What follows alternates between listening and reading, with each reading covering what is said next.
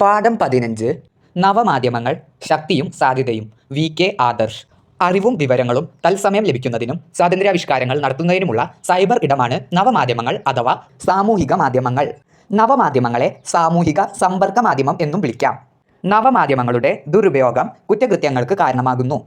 ചരിത്രം ചികഞ്ഞ് വസ്തുതകളുടെ പിൻബലത്തോടെ ചോദ്യങ്ങൾ ചോദിക്കുവാൻ നവമാധ്യമങ്ങൾ സഹായിക്കുന്നു.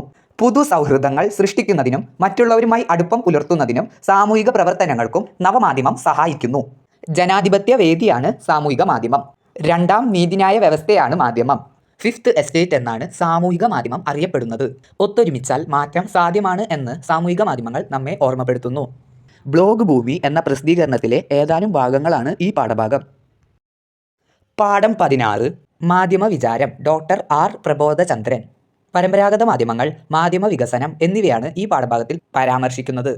ഗുണവും ആകർഷണത്വവും ഒന്നിച്ചു കൊണ്ടുപോകണമെന്നതായിരുന്നു പരമ്പരാഗത മാധ്യമങ്ങളുടെ പ്രധാന വെല്ലുവിളി. പരമ്പരാഗത മാധ്യമങ്ങളിൽ പരസ്യങ്ങൾ പ്രസിദ്ധീകരിക്കുന്നതിലൂടെ ജനങ്ങളെ ആകർഷിക്കാനും വരുമാനം സ്വരൂപിക്കാനും സാധിക്കുന്നു. പുസ്തകം, പത്രം, മാസിക, റേഡിയോ, TV എന്നിവയെല്ലാം പരമ്പരാഗത മാധ്യമങ്ങളിൽ ഉൾപ്പെടുന്നവയാണ്. ആശയവിനിമയത്തിനു വ്യക്തവും ശക്തവും ശുദ്ധവുമായ ഭാഷാരീതിയാണ് പരമ്പരാഗത മാധ്യമങ്ങൾ ഉപയോഗിച്ചിരുന്നത്. ചെറിയ അക്ഷരപ്പിഴവ് പോലും വരികളുടെ അർത്ഥത്തിൽ വലിയ വ്യത്യാസങ്ങൾ ഉണ്ടാക്കുന്നു.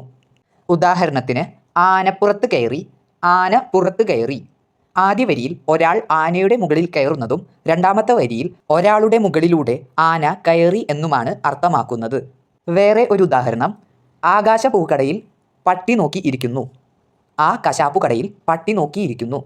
എന്നാൽ നവമാധ്യമങ്ങളിൽ ഭാഷ കൈകാര്യം ചെയ്യാനറിയാത്തവന് പോലും സ്വന്തമായ രീതിയിൽ ലേഖനങ്ങളും വാർത്തകളും പ്രചരിപ്പിക്കുവാൻ സാധിക്കുന്നു.